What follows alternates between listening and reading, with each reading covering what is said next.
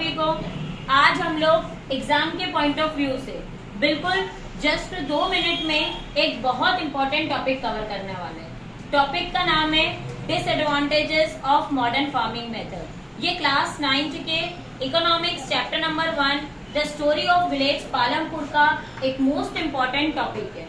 ठीक है, इसमें हम लोग पढ़ेंगे कि disadvantages of modern farming method, मतलब मॉडर्न फार्मिंग मेथड करने के क्या नुकसान है। डिसएडवांटेजेस का मतलब क्या नुकसान है।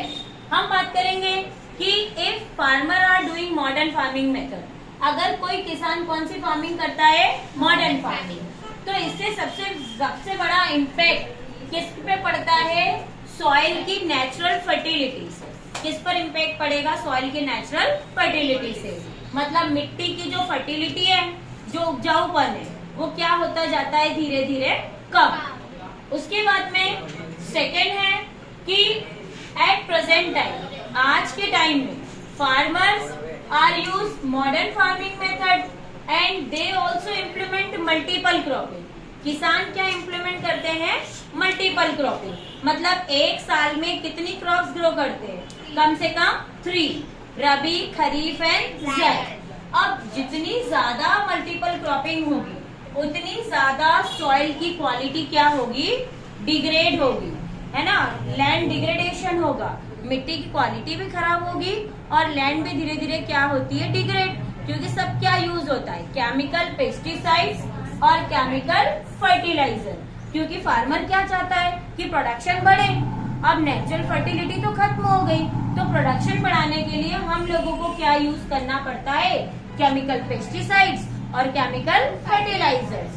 तो केमिकल पेस्टिसाइड्स और फर्टिलाइजर की वजह से क्या होता है कि केवल सॉइल के ऊपर नेगेटिव इम्पैक्ट नहीं पड़ रहे, बल्कि वाटर पर भी। वाटर पर कैसे कि जो केमिकल मिट्टी में मिले वही पानी में बहकर कहाँ चले जाते हैं, रिवर्स में। तो इससे क्या होता है, एयर पर भी इम्पैक्ट करता है और वाटर पर भी। लास्ट है it reduce demand of manual labour. Modern farming method की वजह से किसकी डिमांड कम हो गई, मैनुअल लेबर्स की। किसकी डिमांड कम हो गई, मैनुअल लेबर्स। मतलब जो लेबर हाथ से काम करते थे, अब उनकी डिमांड कम है, क्योंकि उनको किसने रिप्लेस कर दिया है, मॉडर्न मशीन्स ने। अब जब मॉडर्न मशीन ने इंसान की जगह ले ली, तो डेफिनेटली वर्कर्स बिकम अनएम्प्लॉयड। जो वर्कर्स है वो क्या होंगे, अनएम्प्लॉयड होंगे। अनएम्प्लॉयड का मतलब क्या, बेरोजगार। ठीक है, उनके पास कोई भी काम नहीं है। उसके बाद हम बात करें कि modern farming method only useful for the rich farmer. जो अमीर किसान है वही मॉडर्न फार्मिंग करेंगे। क्यों, क्योंकि उसमें HYV सीड यूज होते हैं, मॉडर्न मशीन यूज होती है। तो ये तो केवल कौन कर सकता है, जो लोग रिच है। मतलब पुअर फार्मर इस कंपटीशन को फेस नहीं कर सकते। आई होप आप लोगों को ये टॉपिक बहुत जल्दी रिवाइज हुआ होगा। Thank you.